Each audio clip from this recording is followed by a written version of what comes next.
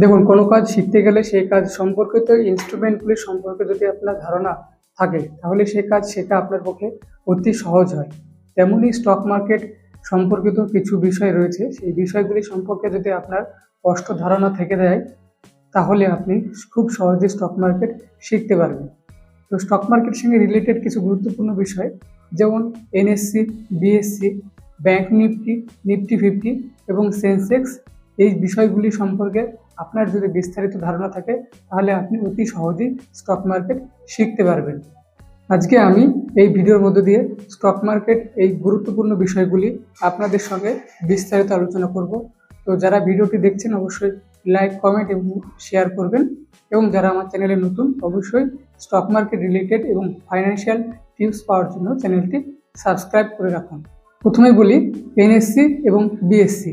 NSC যার পুরো নাম ন্যাশনাল স্টক এক্সচেঞ্জ এবং বিএসসি যার পুরো নাম বোম্বে স্টক এক্সচেঞ্জ। দেখুন, এনএসসি এবং বিএসসি দুটি স্টক এক্সচেঞ্জ। অতি সহজ ভাষায় যদি বলি, ধরুন একটি বাজার, ঠিক আছে, যেখানে কিছু মানুষ তার জিনিস বিক্রয় বা সেল করার জন্য যায়, আবার কিছু মানুষ সেই বাজারে কিছু জিনিস বাই করার জন্য যায়। ঠিক সেম জিনিস হচ্ছে এনএসসি এবং বিএসসি, দুটো এক্সচেঞ্জ বোর্ড, ঠিক আছে। এবং এই এনএসসি এবং এই বিএসসির মাধ্যমে আমরা বিভিন্ন কোম্পানির স্টক এখান থেকে সেল এবং বাই করি। আর এই এনএসসি এবং বিএসসিকে নিয়ন্ত্রণ করে ভারত সরকারের সেবি, যেটা security exchange board of India.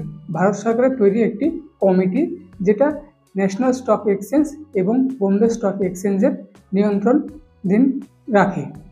তাহলে তোমরা বুঝতে পারলে যে এনএসসি এবং বিএসসি হচ্ছে একটা স্টক এক্সচেঞ্জ, মানে জায়গা বা প্ল্যাটফর্ম যেখানে আমরা বিভিন্ন কোম্পানির স্টক কিনছি এবং বিভিন্ন কোম্পানির স্টক সেল করে দিচ্ছি, মানে একটি প্ল্যাটফর্ম যেখানে স্টক কেনাবেচা হচ্ছে। এরপর আমরা শিখব ব্যাংক নিফটি কি। দেখুন, ব্যাংক নিফটি জানার আগে আপনাকে জানতে হবে সেক্টর সম্পর্কে, ঠিক আছে। দেখুন, স্টক মার্কেটের অনেকগুলি সেক্টর থাকে।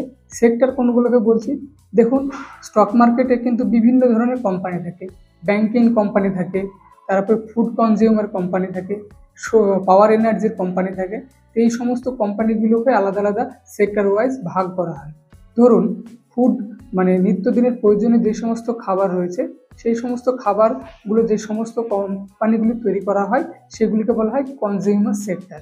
এবং যেগুলি তাপবিদ্যুৎ, জলবিদ্যুৎ, বিভিন্ন শক্তি উৎপাদন করে সেগুলোকে এনার্জি সেক্টরের মধ্যে রাখা হয়। এবং যে সমস্ত কোম্পানিগুলি মেডিসিন, বিভিন্ন ঔষধ তৈরি করে এবং চিকিৎসা সংক্রান্ত যন্ত্রপাতি তৈরি করে, সেই সমস্ত কোম্পানিগুলি মেডিসিন সেক্টরের মধ্যে রাখা হয়, ঠিক আছে। তাহলে বিভিন্ন কোম্পানিগুলো যেগুলো একই টাইপের কোম্পানি, সেই কোম্পানিগুলিকে সেক্টর ওয়াইজ ভাগ করা হয়।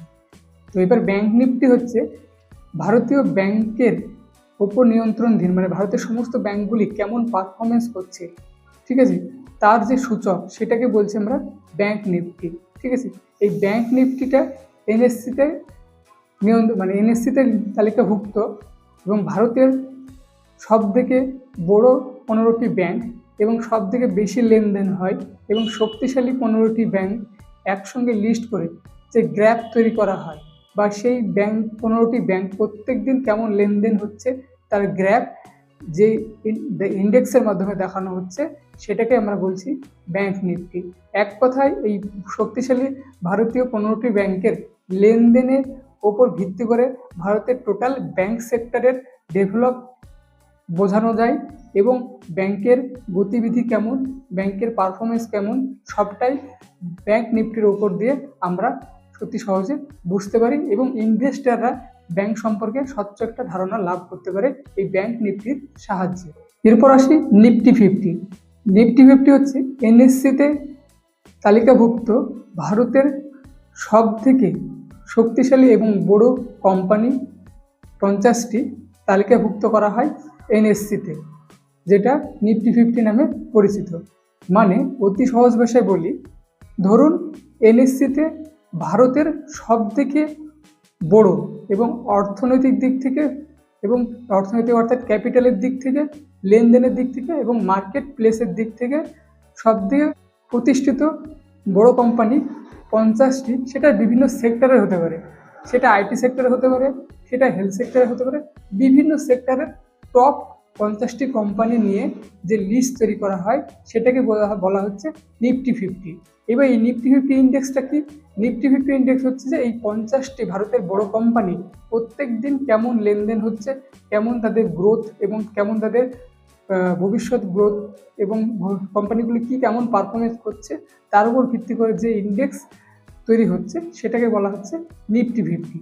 তাহলে এই নিফটি 50-র মধ্য দিয়ে ইনভেস্টররা খুব সহজে বুঝতে পারে ভারতের বিভিন্ন বড় কোম্পানিগুলো কেমন পারফরমেন্স করছে এবং তার গতিবিধি কেমন, এবং ভারতের কর্পোরেট জগৎটা ঠিক কেমন হবে ভবিষ্যতে, এবং এই কোম্পানিগুলির ভবিষ্যৎ কেমন।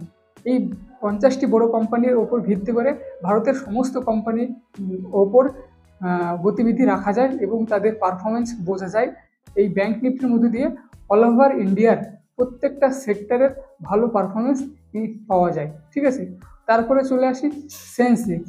দেখুন, সেন্সেক্সটা হচ্ছে বোম্বে স্টক এক্সচেঞ্জে তালিকাভুক্ত, মানে ভারতের আরও 50টি কোম্পানি যেগুলো বোম্বে স্টক এক্সচেঞ্জে তালিকাভুক্ত করা হয় সেটাকে বলছি সেন্সেক্স। এবং এই সেন্সেক্সের মাধ্যমে বোম্বে স্টক এক্সচেঞ্জে যে সমস্ত 50টা কোম্পানি আছে সেই সমস্ত 50টি কোম্পানির প্রতিদিনের লেনদেন এবং প্রতিদিনের গ্রোথ গতিবিধি ইন্ডেক্স বা গ্রাফের মাধ্যমে দেখানো হয়, সেটাকে বলছি সেন্সেক্স।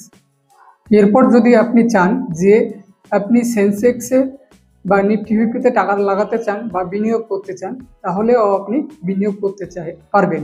দেখুন, অনেক ইনভেস্টর রয়েছে যারা সুরক্ষিতভাবে তাদের টাকাটা ইনভেস্ট করতে চায়। তারা অনেকেই এই নিফটি 50-তে টাকাটা বিনিয়োগ করে। কিভাবে বিনিয়োগ করে?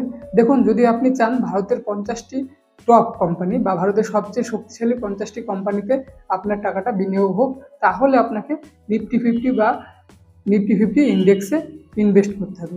এই নিফটি 50 ইন্ডেক্সে ইনভেস্ট করলে 50টি কোম্পানি যেমন গ্রোথ দেবে, আপনার টাকা বা ভবিষ্যতে আপনার রিটার্নটাও সেই গ্রোথের ওপর নির্ভরশীল করবে, ঠিক আছে। এই ছিল স্টক মার্কেট রিলেটেড বিভিন্ন গুরুত্বপূর্ণ বিষয়ের বিস্তারিত আলোচনা।